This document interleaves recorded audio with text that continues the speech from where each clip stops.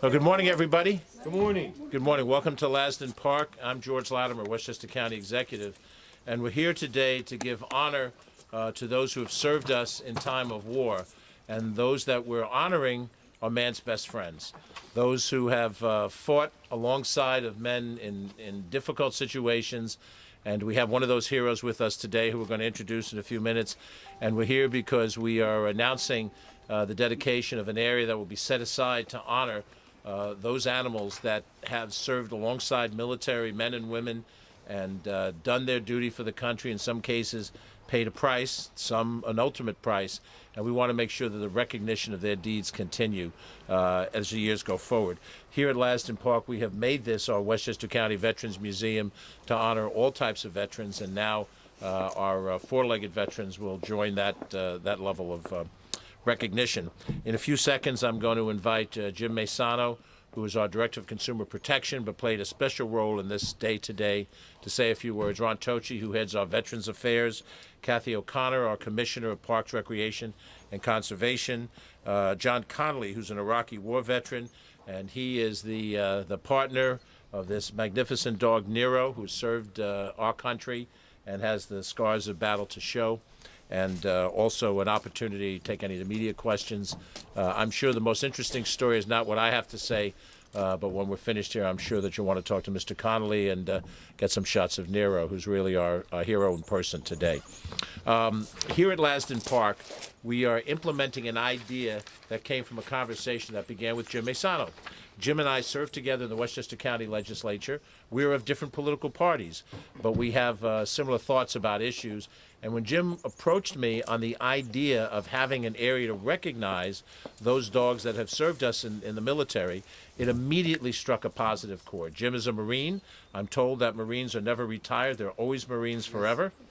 Yes. And so he's a Marine today, to this day, and I see there are others in the audience, like my good friend Bob Cipher, who's here, city judge, and also a Marine. And in suggesting the idea for this, it became something that Catherine Chaffee from our communications department took on as a great opportunity. She's here with her team, Carolyn Fortino, Chelsea Pagano, Carl Pagano, and we're very happy that a good idea has become a concrete recognition.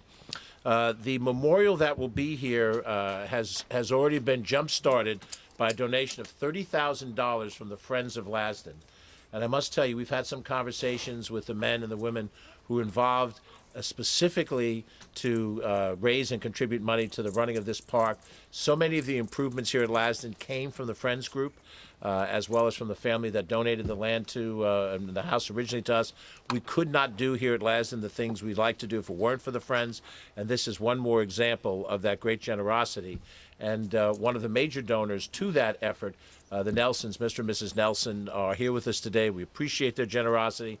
Mr. Nelson fought for our country in Vietnam during the war, and so we owe him a double debt of gratitude, and Mrs. Nelson as well. And we just want to publicly thank you for your generosity and for your generosity of spirit. The model of the statue that will be shown here is modeled after the World War II dog Chips. And this is a picture of it. I'm sure our media friends will want to get a close-up look at it in a second. They'll get some B-roll, I suppose. But this famous dog in World War II served as a sentry dog for the U.S. Army. Was in the 3rd Infantry Division across North Africa, Sicily, Italy, France, and Germany, and was awarded the Distinguished Service Cross, the Silver Star, and the Purple Heart. And whatever the subsequent Army policy was, Chips was a hero, deserved all of those recognitions. This is the look of the statue that we will have here today. Military service dogs have roles that they play that are critical to our military effort. They have the capacity to detect bombs and drugs and weaponry. They can bring life-saving capability to us. And of course, in the battle on terrorism, the security of our borders, they play a tremendous role. And they are at risk alongside of our human resources are at risk, because when we're dealing with people who are violent and are prepared to do evil, they'll do it to the animals as well as they will do it to the humans. So this statue of Chips that we will have here is a very small way that we can pay tribute to all of our military dogs honor the bond that exists between our soldiers, Marines, our airmen, and our seamen, and the K-9 companions that they have. The statue is being created by artist Lena Torich.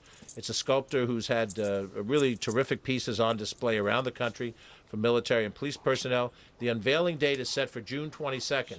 It'll even be warmer then than it is now. And we'll look forward for that unveiling of the statue. And of course, we appreciate all who contribute to the creation of the statue and then also for the opportunity to honor these people.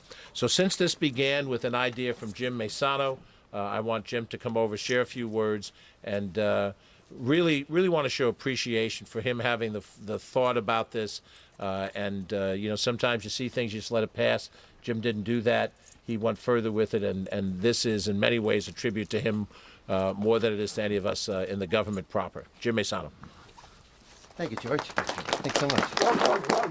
Thank you, Nero. George, this is the first time we've been at a press conference together where you weren't the biggest star. It's Nero. Nero is the star here today, and we're thrilled by that. So I'm so happy to be here and be part of this effort. George was too generous. I just did a really good job of reading the newspaper. You know, I was reading an article one day about Chips, this famous dog from World War II, and of course my eyes kind of went right at the word Pleasantville, that Chip was from Pleasantville. And I was like, wow, not only was Chips this world-famous hero dog, but he's from Westchester County.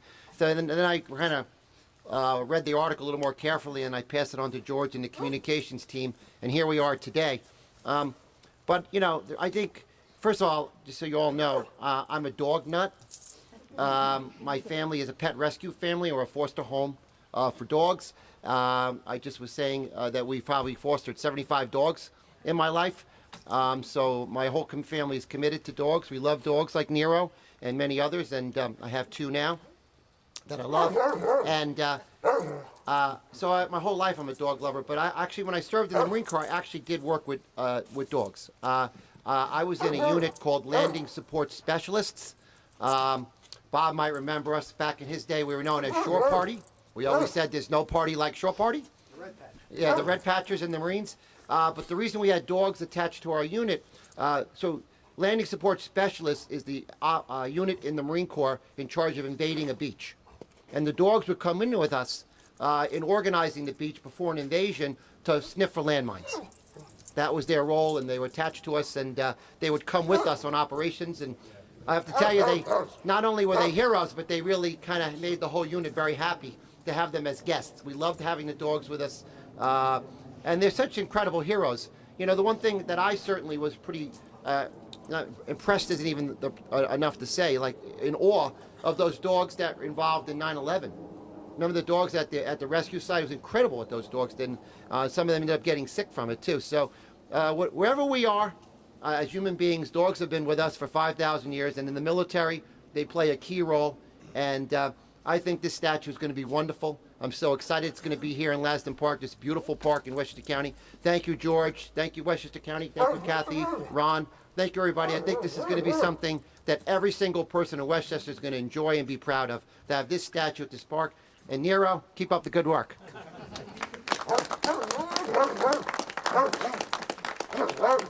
Thank you, Jim.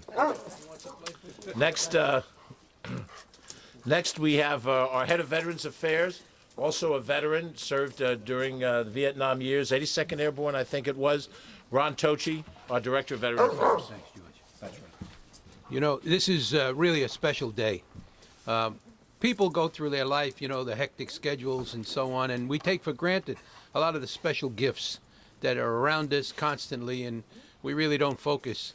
And I refer to the canines.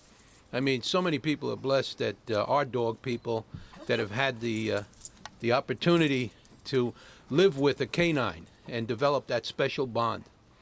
And especially those people that serve in the military with a war dog. And you realize how loyal, loving, and faithful they are to that person. And that special relationship, you know, is afforded to many of us, millions of us. And at the same time, you watch an animal like this, and you really understand that special gift that was given to us by the Creator, really. And I have a special story. World War I, was the first time that they actually recognized canines in war service in this country. And there was a dog by the name of Stubby that was picked up by a doughboy on his way to being deployed to France. And he happened to be a dog person and a really good trainer. And that dog became the mascot of his unit and distinguished himself to the point where he was the first canine ever commissioned a sergeant in the United States military. He was in the Army. And after World War I, when he came back, he was afforded the opportunity to lead the Welcome Home Parade down Broadway. And they had him dressed up with his sergeant's uniform with the stripes and all. And you can see pictures of this. They actually have video of this. He also led the American Legion first parade. They have a national parade every year when they do their convention, and he led that.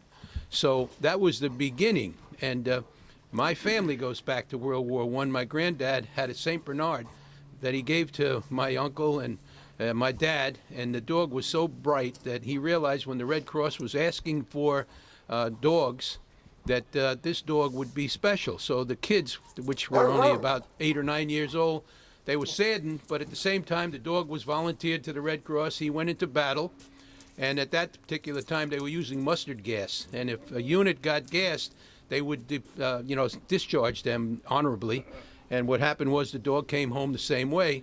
And coming down the New Haven line, they were dropping off dogs at each of the stops, and the owners would wait. The dogs would come out with a trainer. They'd identify him and take him home. My granddad said to the kids, he said, look, he's been away almost 2 years. You're going to be careful with him. You don't know what he's going through and so on. Anyway, he picked up just like he left off. Came up, started licking him, and, he was 8 feet tall. But at the same time, this particular animal was so special. He was smart before he went in. He was even smarter when he came out. One day, my grandmother, who lived in a railroad flat, had 9 children. And one of the babies, my Aunt Fran, was in a crib, and the house caught fire. And she came running downstairs, and she was hysterical, couldn't get up the stairway, it was on fire. My granddad said to the dog, Sporty, go get the baby. And this dog ran up the steps, jumped over the fire, grabbed the baby out of the crib, ran downstairs and put her in the street and was pawing the blanket which was on fire. So you can just imagine, the love and the loyalty and everything that goes with the special bond. It is truly, the canine is truly our best friend. So I am so proud that George has recognized, the worth of an animal like the canines, and we're going to make sure that everybody understands the contribution they made to all of us here in Westchester County anyway. God bless. Thank you so much. Ron has been leading us in so many different ways to deal with our veterans community, and we're appreciative yet one more way that we try to do this. Our Commissioner of Parks, Kathy O'Connor, has responsibility for 55 parks all across the county, from Mountain Lakes Park in the far northeast down to Glen Island. We've had God knows how many of these different press conferences on one topic or another, the Clearwater Festival just last week to this today. So she's got a lot to be responsible for, and we're very happy that she's continuing in this job. Kathy O'Connor, our Commissioner. Thank you very much, County Executive Latimer. Just very briefly, I just wanted to recognize our superintendent. Nero is out talking me. That's unusual. No laughing. Our superintendent is Ted Kozlowski, and his very, very creative staff that never cease to amaze me what they've been able to do with very little. They literally can build and fix and do anything. This statue is a wonderful addition to our park system that will be placed down by the Trail of Honor, June 22nd. And a thank you to the Friends of Lasdon, because they certainly have fallen in love with this facility and have been able to support us when we weren't able to do certain things. And your money and your intelligence and your creativity have been tremendously helpful. So congratulations to everybody. This is a wonderful day. Thank you to the county executive and Jim Mizano for putting this together. And thank you to Nero.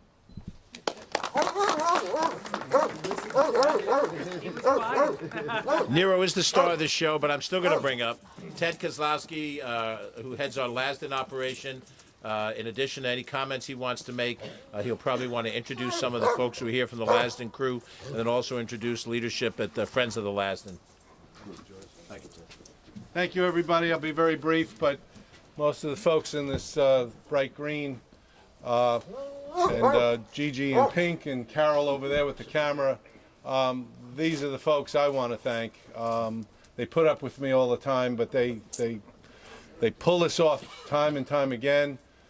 This wonderful museum we rehabilitated back in 2013, and actually the War Dog, I'm sorry, but it was our idea about 2013.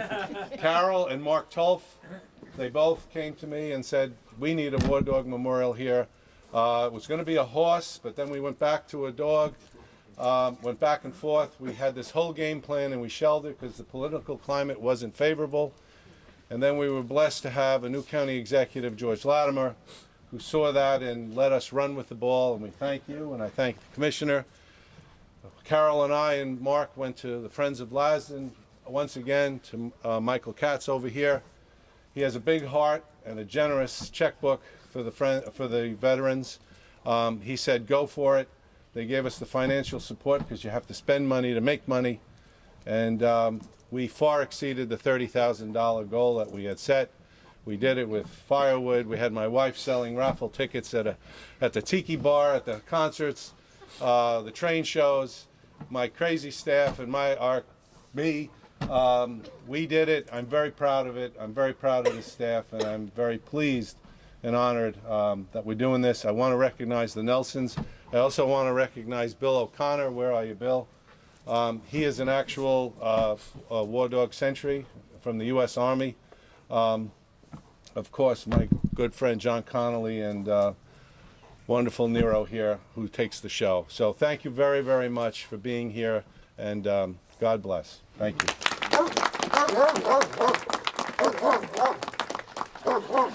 And now we'll ask John Connolly, an Iraqi war vet, along with Nero, to share a few thoughts. John?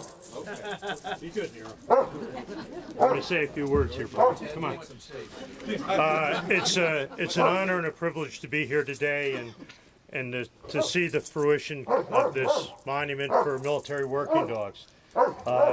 Nero was a Navy working dog who would serve two tours in Iraq, and was on his last operation was wounded by an IED. From there he went to Lasdon, Germany, just like a regular GI, and they did rehabilitation with him. They found he had a bulged disc. They did some other tests on him and found that he also had degenerative myeloma, which is it's like Lou Gehrig's disease in a dog. Then Nero was put up for adoption. They thought, his handlers thought that he would not be, if he was sent back to Lackland, that he'd probably be put down because of his aggressive nature. I was fortunate enough that my son worked with Nero. My son John was an explosive ordnance disposal team member and had worked with Nero and the handlers, and he thought that I would be interested in getting Nero. And through his diligence and the handler's diligence, we were able to get Nero, and I've had him ever since. You're brave. So that's about it, and thank you again, and Nero thanks you as well.